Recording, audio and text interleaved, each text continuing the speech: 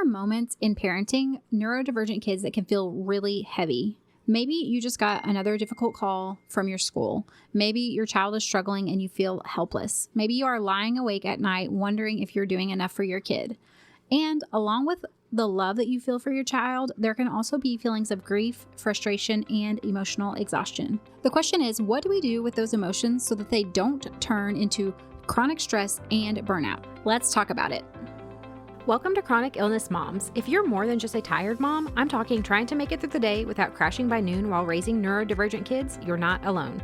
I'm Ashley, a wife, mom, and certified health coach. I have lived with autoimmune disease and flare-ups that made everyday life feel harder than it should.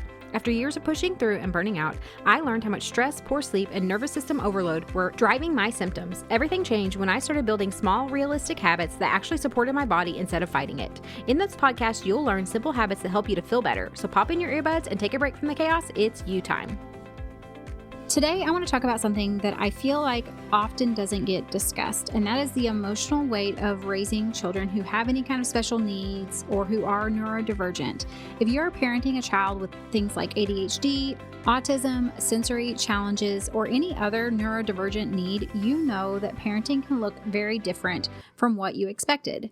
There are these beautiful, wonderful moments of connection, moments where you see your child grow and it just fills you with pride. There are these things about your kids that are so unique to them that fill you with so much joy. And it really is because of the unique way that their minds work that are just so fun. And again, so uniquely them. And those moments are wonderful. But then there are also moments that can feel incredibly heavy. Moments where you feel grief, where you feel frustrated, where you feel helpless, or you're not sure what to do next.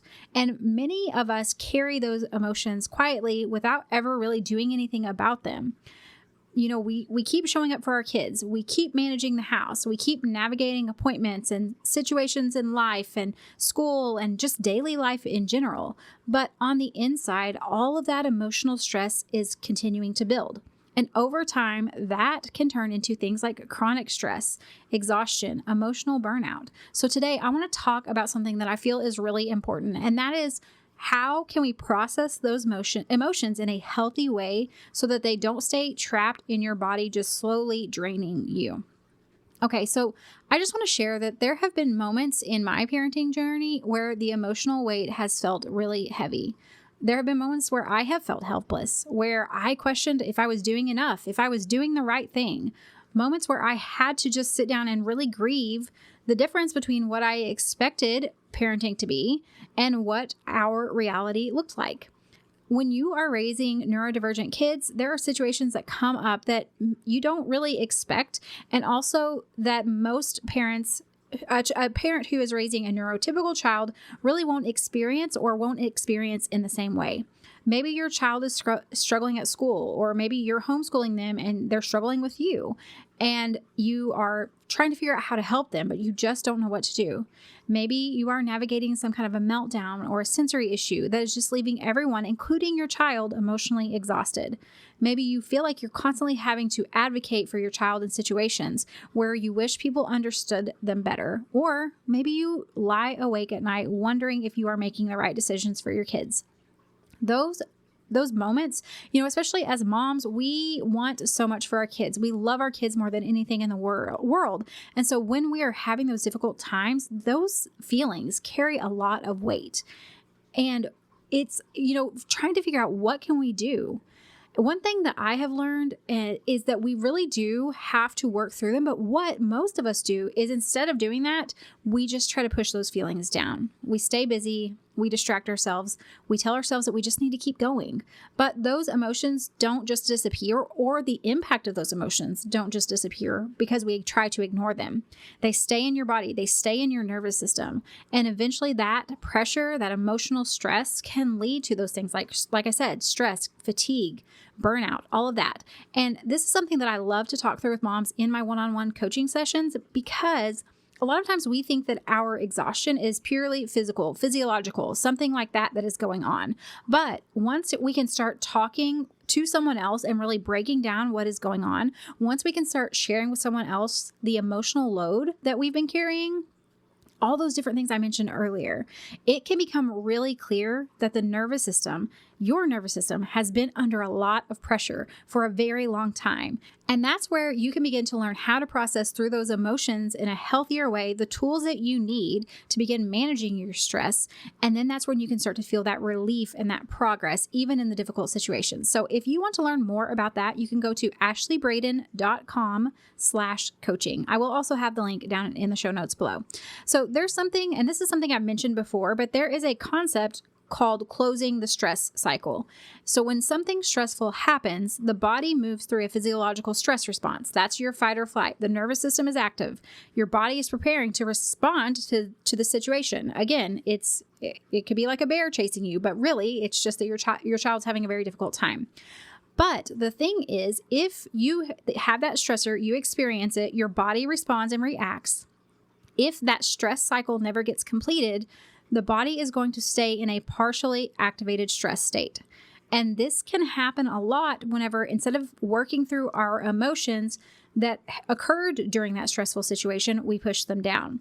So I think the first step we have to have is awareness. We have to pause long enough after the situation or in the middle of it, if we have the capacity to do that, and say, what am I actually feeling right now?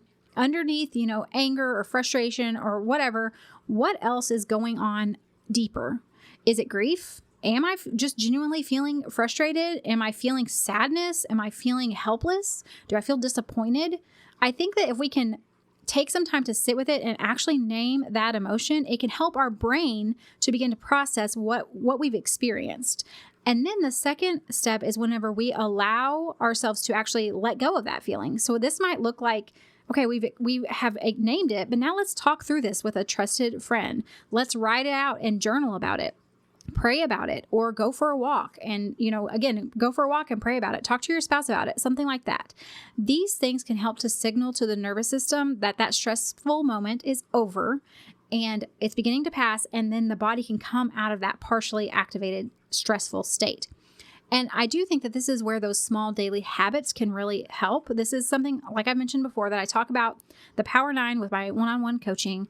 It's those simple practices that are going to support recovery. It's going to help to close that stress cycle for you.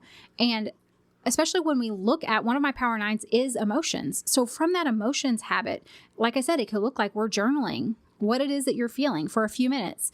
And then maybe you're even going and talking through that with someone you trust. For me, that can often be my spouse, of just my husband, and saying, hey, this is what was going on and this is what I was feeling. And just letting someone else be a witness to the fact that this is my true feelings. This is actually what I have going on. And I feel helpless.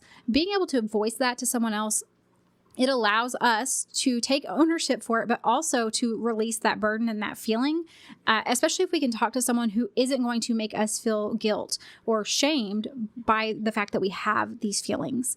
Another thing that we look at for my Power 9 would be that stress habit. And so this, again, like I said, going for a walk, stepping out for fresh air, taking a few slow, deep breaths, things like that can be really helpful in closing that stress cycle. Exercise, movement, again, outside fresh air, walk, one of my favorite things, is going to be a great way to release that tension from your body. Okay, so those are just a couple of small habits you can do to really help your nervous system to begin to settle in those times when your emotions are just when you are overwhelmed with your emotions and the temptation is to just shove them down and to keep moving forward. I know I cannot be the only person who has struggled with that in the past. We feel like because everyone else is relying on us, we don't even have the time to process what we feel. And making that time, taking time to read scripture, to pray, to sit quietly with God for a few minutes and ask him about it and just sort through that, slowing down in the evening, going to bed earlier because, hey, you realize that you've been having a really hard time and you need to support your body too. All of these different habits are going to help to support your body in processing through those emotions, but then also closing that stress cycle, which is what we need to do. Okay, so I hope that those tips are helpful for you as a few different ways that you can begin to process through those and close that stress cycle. But also, I just want to tell you, if you are in a season where parenting feels really heavy emotionally, feeling grief sometimes, feeling frustrated sometimes, feeling helpless sometimes, It does not mean that you love your child any less. It does not mean that you wish your child were different. It just means that you're carrying a lot and you're a human who is doing your best to sort through a difficult situation. Raising your kids, it often can require you have to be more of an advocate. You might have to be more alert, more aware. We talk about hypervigilance a lot. And while, if we're chronically hypervigilant, that definitely has a negative impact on our bodies. We also, as a mom, we want to make sure our kids are safe. And so we just have to understand that we might be putting out more emotional energy than other people realize, and maybe even than you realize. And so we have to make the time and the space to acknowledge what we're feeling and then to work through it. So I want to invite you to do something really simple this week. Just take a few moments to check in with yourself. I would encourage you to do this once a day, but even if you just do it at the end of the week and just ask, what am I feeling right now? What emotions have come up for me this week? My husband and I've mentioned this before, but we do like a weekly check-in with each other. And this is something that we do together. So we talk about emotions, we name 3 emotions that we felt and why we felt them. The other person validates those feelings. And then we also talk about what we can do. If there was a negative, what can we do to improve that? And that can be a really great way. You can either do that with yourself, or you could do it with your spouse, or you could do it with a friend. And the whole point of this is not to judge them, not to feel like shame or guilt or anything like that, but it is just to notice them and then to say, okay, now I've noticed them, I've acknowledged them, and now I'm going to say, what could I do differently to make this situation better? But first and foremost, we have to be aware of what we're even feeling.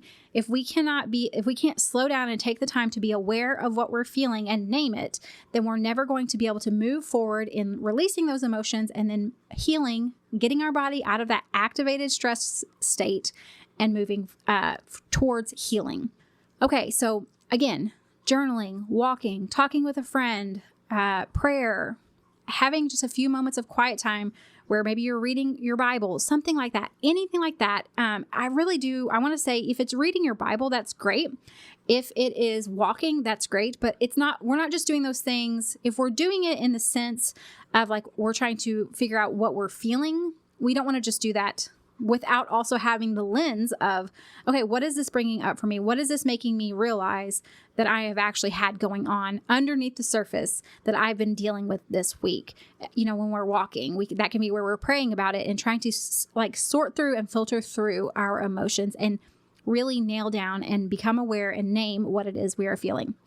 Okay, friends, that is all for this episode. I know it is a little bit of a heavier episode, but I do feel like it is so important. If we don't deal with the emotional side of our health, I don't think we can ever find really true, lasting wellness where we begin to feel better, where we begin to be able to keep up with our kids and have the body and the lifestyle that we wish we could have, but we feel like those chronic symptoms are holding us back from, and our emotions play such a major role in that. I would love to hear from you guys and hear what comes up for you whenever you sit down with those feelings. What do you feel? Maybe you didn't even realize that you were having those emotions and those feelings, but now it's become very, very clear to you that this is something you have been working through. I would love to hear from you. Go over to our free Facebook community, share with us there, or you can reach out to me on social media. I will have all of that linked down in the show notes below. That is all for this episode, and I will see you guys back next time. Hey friend, I hope you found today's episode helpful. If you did, would you take a minute to share it with another mom who's struggling with chronic symptoms? And leave a review on Apple Podcasts. It means the world to me to know this podcast is making a difference for you. All right, it's time for me to go tackle those snack requests, and remember that a short walk, even if the kids turn it into a race, still counts as self-care. Keep chasing those little wins. Even when it feels messy, you're making progress. The information shared in this podcast is for educational and informational purposes only and is not a substitute for professional medical advice, diagnosis, or treatment. Always consult your healthcare provider before making any changes to your health routine. I'm not a doctor, and this podcast is not intended to treat or diagnose any condition.